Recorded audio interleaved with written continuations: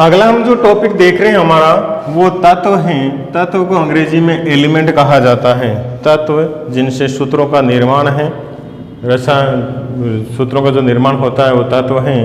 तत्व की खोज कब हुई थी, कैसे तत्वों का ज्ञान हुआ, इसके बारे में थोड़ा सा संक्षिप्त विवरण है। अगर आवर्त सारणी में देखा जाए तो 10वीं क्लास में आती है आवर्त सारणी, उसमें सारे एलिमेंट एक निश्चित क्रम में व्यवस्थित हैं। कैसे हैं उनके हम बाद में बात करेंगे। तो तत्व जो शब्द, एलिमेंट जो शब्द हैं, तत्व जो शब्द हैं, उस शब्द का प्रयोग सर्वप्रथम सबसे पहले प्रयोग सन 1661 में रॉबर्ट बॉयल नामक वैज्ञानिक था, इसने तत्व शब्द का प्रयोग किया था। ये थोड़ी सी बात याद रखें सबसे पहले। उसके बाद में एक अन्य वैज्ञानिक आया था, उसका नाम था और एंटोनी लॉरेंट लवाजे नाम था। इसने तत्व की जो परिभाषा है, तत्व है क्या, उसकी परिभाषा को प्रयोग द्वारा प्रतिपादित किया। रॉबर्ट बॉयल नामक वैज्ञानिक था, इसने केवल तत्व शब्द का प्रयोग किया था। लेकिन जो एंटोनी लॉरेंट लवाजे नामक वैज्ञानिक आया था, उसने तत्व की परिभाषा को प्रयोग के द्वारा प्रतिपादित किया। किसके द्वारा? प्रयोग के द्वारा प्रतिपादित किया।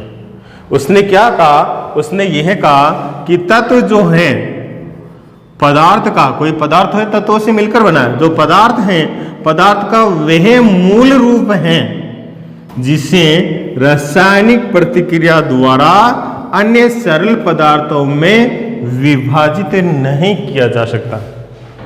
तत्व जो है वो पदार्थ का वह मूल रूप है जिसे रासायनिक प्रतिक्रिया द्वारा अन्य सरल पदार्थों में विभाजित नहीं किया जा सकता, वो कहलाता है तत्व। इसको याद रखें, तत्व की परिभाषा है पदार्थ का वह मूल रूप, रासायनिक क्रिया कोई भी हो सकती है, उसके द्वारा इनको सरल पदार्थों में वापस हम तोड़ नहीं सकते हैं, विभाजित नहीं कर सकते हैं, वो तत्व कहलाते हैं। प्रकृति में जो अगर बात करते हैं तो अभी तक लगभग 114 तत्वों की खोज हो चुकी है।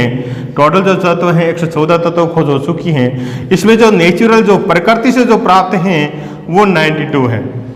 92 तत्व जो हैं हमें प्रकृति से प्राप्त हैं। बाकी जितने बचते हैं अभी फिलहाल वो सारे के सारे कितने हैं?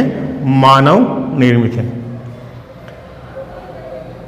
जो कमरे के तापमान पर कह सकते हैं जो गैसीय अवस्था में जो गैसें पाई जाती हैं, उन तत्वों की संख्या अभी वर्तमान में कितनी है? 11। जैसे हाइड्रोजन की बात करते हैं, ऑक्सीजन की बात करते हैं, नाइट्रोजन की बात करते हैं। जो गैसीय अवस्था में जो तत्व पाए जाते हैं वो पूरे 11 हैं। प्राकृतिक 92 हैं। मानव निर्मित जो बाकी बचते हैं मानव निर्मित हैं। और प्रकृति में कुल तत्व कितने हैं? 114। तत्वों के और प्रकारों की अगर बात की जाए, मान लीजिए 114 तत्व हैं तो किस प्रकार के हैं? उन तत्वों को 3 भागों में बांटा है। कुछ तत्व धातुएं होती हैं, कुछ अधातुएं होती हैं और कुछ उपधातुएं होती हैं। 3 प्रकार तत्व जो हैं प्रकृति में जो विद्यमान हैं, जो 114 तत्व हैं, उनमें मानव निर्मित, प्राकृतिक, गैसीय सारे तत्व में आ जाते हैं। अगर उनके प्रकारों की बात की जाए तो प्रकार मुख्य रूप से 3 प्रकार के होते हैं: धातु, अधातु, उपधातु। धातु और अधातु, इनके जो गुणधर्म पूछे जाते हैं, इनमें अधिकतर परीक्षा में अंतर पूछे जाते हैं। अंतर, प्रत्येक अंतर से एक परिभाषा का निर्माण होता है। अगर उपधातु की बात की जाए तो उपधातु जो होती हैं जिसमें धातु और अधातु दोनों के, धातु व अधातु दोनों के जो गुणधर्म पाए जाते हैं उन्हें कहते हैं उपधातु। ध्यान करना। और धातु क्या होती है, अधातु क्या होती हैं, इनका भी एक बार हम विस्तार से अध्ययन देखते हैं कि धातु अधातु में क्या अंतर है। ठीक है, कैसी धातुएं होती है और अधातुएं क्या होती हैं और क्या काम आती है। अगला अगर धातु अधातु अंतर की बात करते हैं तो धातु अधातु में अंतर क्या है, एक ही टॉपिक देखिए। छोटे छोटे प्रश्न यहाँ से भी कई बार एक एक नंबर के आ सकते हैं। धातु की बात करते हैं तो धातु, जैसे आप सिंपली उदाहरण याद रख लो, जैसे हमारे आसपास जितने भी लोहा है, चांदी है, सोना है, ये सारी की सारी क्या होती है? एल्यूमिनियम है, सारी क्या होती है? धातु होती है। ये बातें लोहा, चांदी, एल्यूमिनियम, सोना, ये सब क्या है? धातु है। अब इनको, इनके बारे में सोचिए, एक इमेजिन बनाइए अपने दिमाग में, ये है क्या, वो इमेजिन रखे, उसका एक प्रतिबिंब रख के चलते रहे अंदर में। सबसे पहले बात करते हैं अवस्था की। अवस्था में पता है मुख्य रूप से अवस्था जो होती हैं वो 3 अवस्था होती है। एक ठोस होती है, एक द्रव होती है और एक गैस होती है। ठोस यानी जो कठोर है वो ठोस है, लिक्विड तरल रूप में जो होती है वो द्रव्य होती है, गैस आपको पता है ये हवा या वायु के रूप में पाई जाती है गैस अवस्था। ठीक है, तो ये होगी आपके अवस्था वाली बात हो गई। तो अवस्था की अगर बात करते हैं तो धातु हमने दिमाग बैठा रखा है कि जैसे लोहा है, सोना है, चांदी है, तो अधिकतर जो धातु होती हैं वो ठोस अवस्था में पाई जाती है। किस अवस्था में? ठोस अवस्था में पाई जाती है, ये ध्यान करना। लेकिन आपने ध्यान दिया होगा मैंने यहाँ पे एक वर्ड शब्द बोला है, अधिकतर जो धातु होती है वो ठोस अवस्था, अधिकतर यानी कि इसमें कुछ हो सकता है अवस्था अन्य हो, तो उस जो द्रव्य अवस्था में जो धातु पाई जाती हैं बहुत ही इंपॉर्टेंट क्वेश्चन है। जो ऐसी भी धातु हैं जो लिक्विड अवस्था में, अब ये सोचिए धातु और लिक्विड अवस्था में, हाँ ऐसी भी धातु है जो लिक्विड अवस्था में पाई जाती हैं, उसे पारा या मरकरी कहा जाता है, जिसका प्रतीक Hg होता है। इसको मरकरी भी बोला जाता है और इसको पारा भी कहा जाता है। इसका प्रतीक क्या होता है? Hg। ये कमरे के तापमान पर द्रव्य अवस्था में पाई जाती है। आपने देखा होगा थर्मामीटर है, ये डॉक्टर जो जिससे हमारा ब्लड प्रेशर नापता है, अंदर एक बूंद ऊपर नीचे होती है, वो पारा या मरकरी होता है। यह थर्मामीटर होता है जिसमें हम तापमान नापते हैं, तो थर्मामीटर में इसका उपयोग किया जाता है, ध्यान करना। धातु है अधिकतर ठोस अवस्था में पाई जाती है, लेकिन द्रव अवस्था में जो धातु पाई जाती है उसे पारा, मरकरी या इसका जो प्रतीक जो सिंबल होता है उसे हम Hg बोलते हैं, और इसका उपयोग अधिकतर कहाँ होता है? थर्मामीटर में। कुछ धातु ऐसी होती है जो हथेली पे लेके ही पिघल जाती है, हथेली पे लेके ही पिघल जाती हैं, वो गैलियम और सीजियम होती है, जो हथेली पे लेते ही क्या होती हैं? पिघल जाती है। अगले हम धातुओं की बात करते हैं, तो धातु में जो एक चमक पाई जाती है, जैसे सोना है, चांदी है, इनमें क्या पाई जाती है? एक चमक होती है जो चमकीली होती है, और इस चमक को कहा जाता है धात्विक चमक कहा जाता है। ये धातु में पाई जाती है, धात्विक चमक होती है। सोना चमकता है, चांदी चमकती है, ठीक है, ये क्या होती है? चमक होती है, और इस चमक को क्या कहा जाता है? धात्विक चमक कहा जाता है। अगली अगर बात करते हैं तो धातुएं जो होती है सूचालक होती है। सूचालक क्या होता है? सूचालक हम ये दो बात कर सकते हैं यहाँ पे, एक हम बात कर सकते हैं ऊष्मा की बात कर सकते हैं, दूसरी अगर बात करें तो हम किसकी बात कर सकते हैं? विद्युत की बात कर सकते हैं। सूचालक अगर बात की जाए तो दो बात कर सकते हैं, ऊष्मा और विद्युत, दो बातें कर सकते हैं। ऊष्मा यानी हम किसी चीज़ को गर्म करें, जैसे मेरे हाथ में मान लीजिए एक लोहे की रोड है, लोहा क्या है? धातु है, इसको मैंने एक तरफ से पकड़ रखा है, दूसरी तरफ से अगर इसको गर्म करूंगा तो कुछ समय बाद क्या होने वाला है? मुझे अंगुलियों में क्या एहसास होगा? गर्म, क्योंकि धीरे धीरे मैंने एक सिरे को गर्म किया है, मैंने एक सिरे को गर्म किया है, लेकिन इस सिरे से जो पदार्थ के जो ऊष्मा के कण हैं वो धातु के माध्यम से इस सिरे से यहाँ कहाँ तक आ जाएंगे? यहाँ तक। आपने देखा होगा कि जिस प्रकार से मान लीजिए खाना बनाते हैं, तो खाना बनाते समय गलती से भी अगर चम्मच सब्जी के अंदर रह जाता है तो वो धीरे धीरे चम्मच का जो बाहर वाला सिरा होता है वो भी गर्म हो जाता है।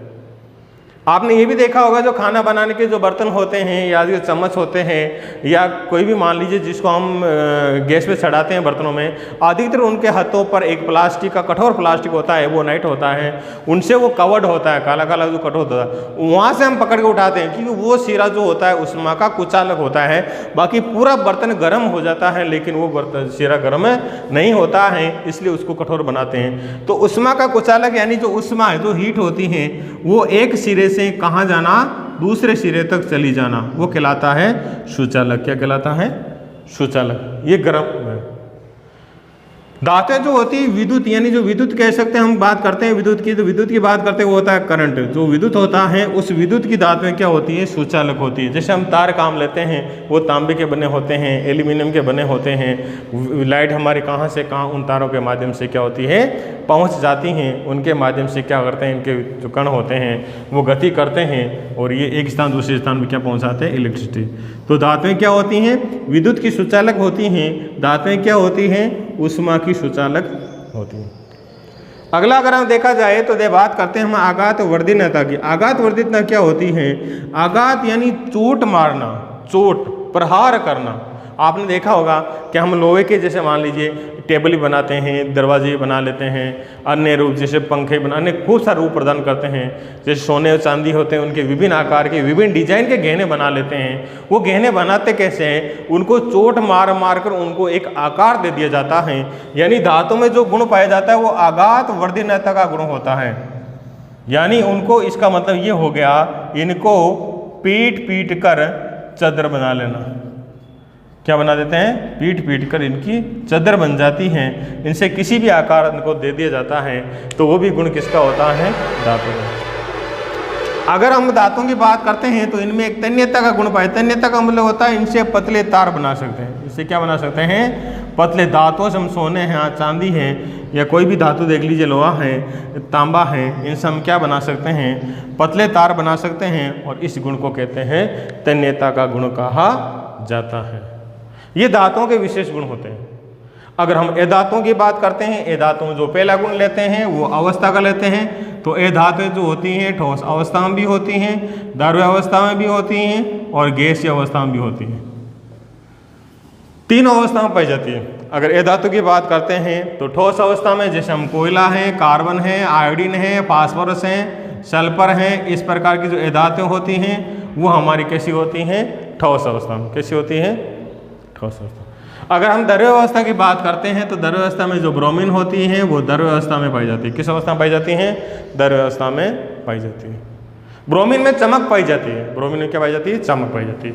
अगर गैसीय अवस्था की बात करते हैं तो हम आसपास का ऑक्सीजन है, नाइट्रोजन है, ये हमारी क्या है?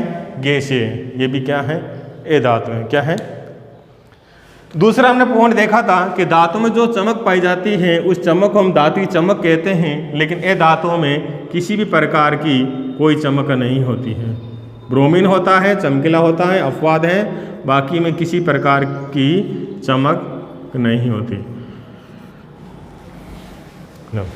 अगली हम बात करते हैं सुचालक। जिस धातु की हमने बात की थी ऊष्मा और विद्युत दोनों के सुचालक होते हैं। ये धातुओं में सुचालक प्रवृत्ति नहीं होती है, यानी ये कुचालक होते हैं। ऐसा नहीं है, हमने जैसे लकड़ी है, मान लीजिए कोई धातु है, उसकी ये धातु है, उसके एक सिरे को गर्म किया तो दूसरा सिरा गर्म हो जाए, कभी गर्म नहीं होगा।